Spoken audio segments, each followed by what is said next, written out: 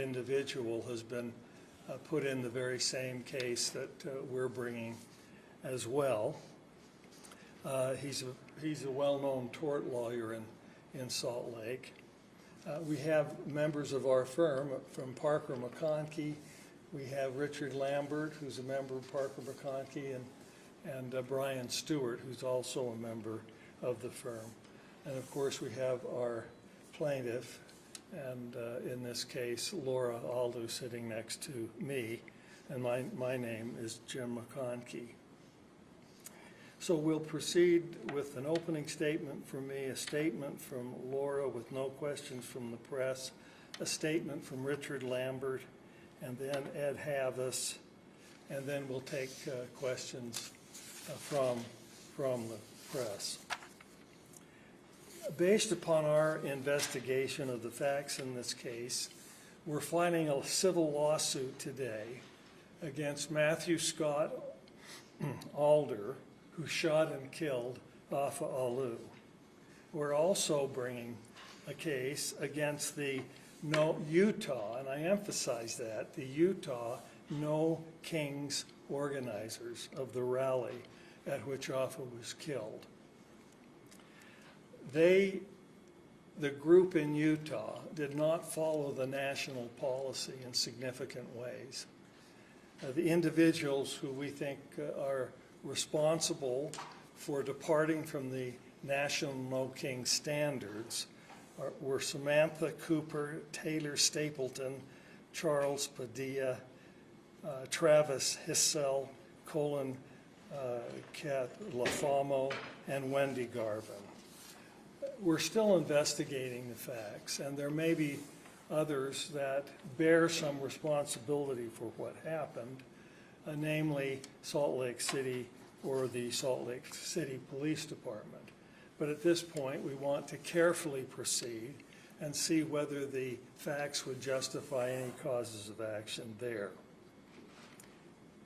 Laura Alu, the widow of Afa Alu, in this lawsuit, is seeking financial compensation for the loss of companionship of her husband and the loss of companionship of the father for two lovely children that she will tell you a little bit about today.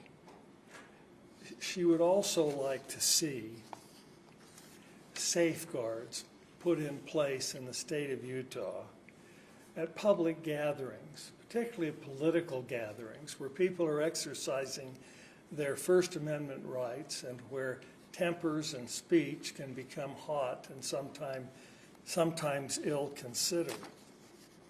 Other states have successfully done this. There are a number of them, many of them in the South: Florida, Georgia, Louisiana, Nevada, North Carolina, and Texas. All have rules which change the gun laws when people meet in public spaces and at public rallies. In Utah, we've never addressed this question, and it needs to be addressed by the legislature. And we hope that as we move forward and the facts come out and the general public learns about them, that there will be a consensus that we need to follow the good example of some of these other states.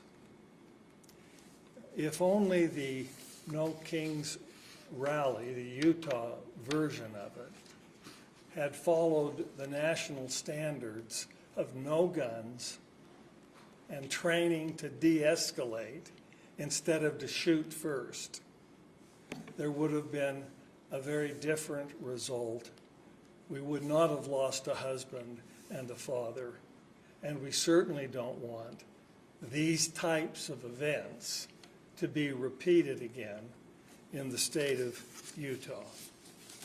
So I'll turn some time over to Laura, and then to Richard Lambert, and then to Ed, and then we'll take questions from there. Thank you again for being here today.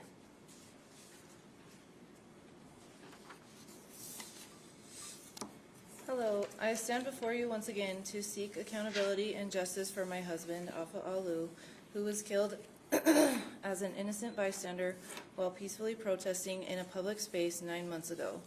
Something that Alpha lived by in his life and in his work was this: if you're going to do something, do it well. In the events leading up to his death, critical decisions were made without the careful thought and planning that situations like this demand.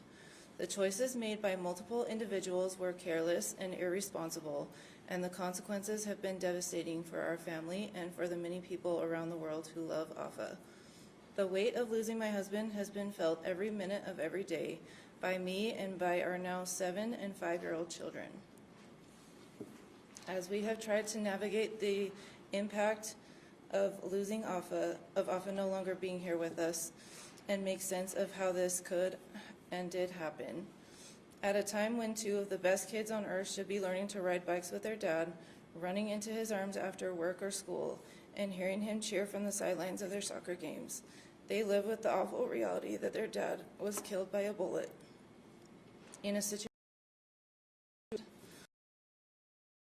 of doing something poorly when people's safety is on the line. Had there been proper planning, organization, and foresight, trained security at a large gathering such as this one would have been in place.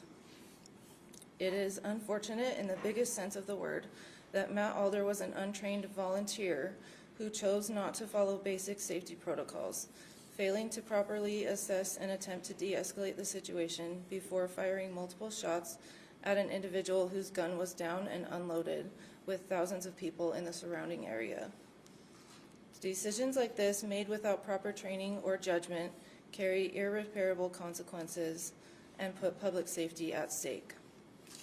It is my sincere desire that my husband's death will help all of us think about how we can make large public gatherings safer for everyone.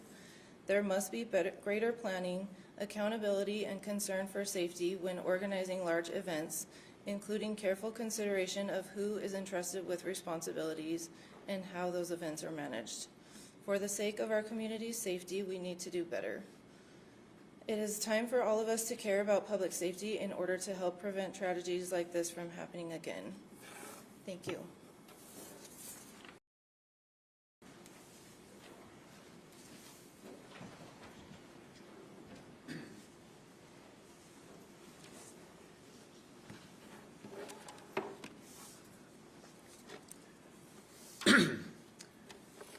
With the power to kill and the use of that power to kill in a public gathering comes enormous responsibility. The No Kings organizers in Salt Lake City, without due regard to training and to Matt Alder, a so-called peacekeeper, to fire into a crowd containing men, women, and likely children. And he did fire into the crowd without due respect for the sanctity of life, and as a result, killed a husband, a father, and a giant in our community, Alpha Alu. Again, when you empower someone with the ability to use deadly force and to kill, along with that power comes great accountability and great responsibility. And that accountability and responsibility were advocated here by the organizers and by Mr. Alder.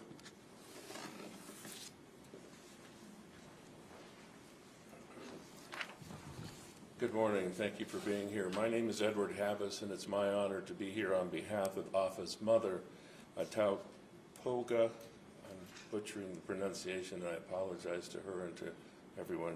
She goes familiarly by Fila. I have a fact sheet here for you, if you'd like to take it, which will give you the correct spelling and pronunciation. Alpha's philosophy was one of respect for individuals, for individual liberties, respect for the rule of law, respect for the Constitution. And his death, his needless death, is felt deeply, not just by Laura and her children, but by his mother, Fila, and by his family, his colleagues, his friends, and the broader community, both here and in Samoa. Afa's death was tragic, and it was all too preventable, and it is our goal, collectively, to pursue some form of justice, as much as that can be accomplished in civil suit, and to bring awareness to the unnecessary excess force that was used here. It is notable that in all of the rallies, there were rallies in all 50 states, some multiple locations in the states. In all of the rallies all across this country, there was only one fatality, Afa's, here. It should not have occurred. So, thank you for being here. Do you have any questions that you'd like to ask? I know that there were at least 2 bills this session that were inspired by creating more guidelines for protests like these, and specifically around gun safety. I think both failed. Do you have any comment on those 2 bills, and if you guys worked with the sponsors at all on them? Well, yes, we're aware of them. We have worked with one of the sponsors, and we were glad that the idea was introduced. Usually it takes longer than one session to get a bill like this through, especially one that's based upon an ongoing investigation. And so we hope that by next year, after this lawsuit has been developed, and there are more facts on the table, and there's a better understanding of how other states have addressed these issues, that at that point in time, we'll be in a better position than we are now to help fashion legislation that honors the rights of gun holders but preserves the peace and the safety that is necessary in our community. And which sponsor was it that you worked with? Verona. It was Verona. Verona. Yeah, Verona, yeah. Any other questions? You might have said something beginning, but how did you come to the names that you listed as? I can't quite hear you. Oh yeah, how did you come to the names that you listed in the civil suit? I mean the names? Oh, well, we have had people, one of the great things about the press is that when they focus on an issue, you're able to catch the attention, particularly of those that were involved in the incident.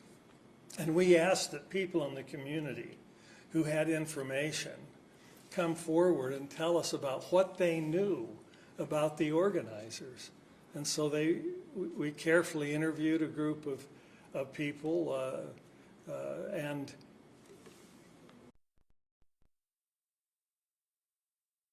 to say, and then we hope in a very responsible way named those who organized the event. And the thing that's striking to us is that the organizers in Utah of the No Kings rally departed from the safety rules and regulations that the national group required. And as Ed said, we're the only state, when you think about the mass rallies that we've had, where we've had an incident of violence and an unfortunate death.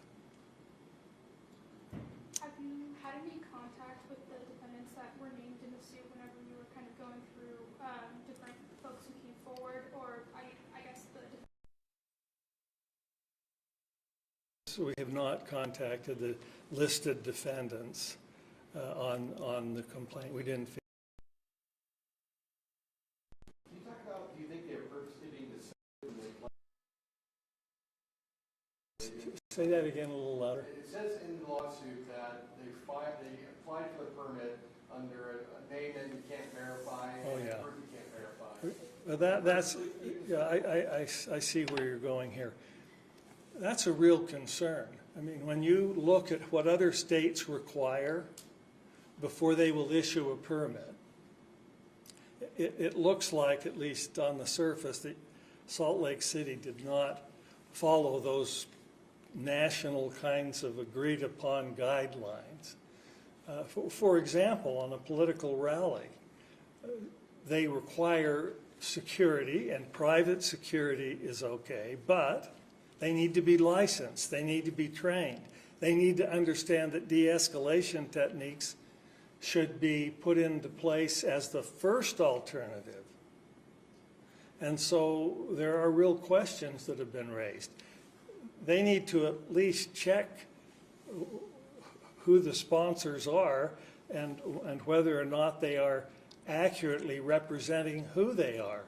Why someone would use a pseudonym of some kind when filing a permit is just nonsensical.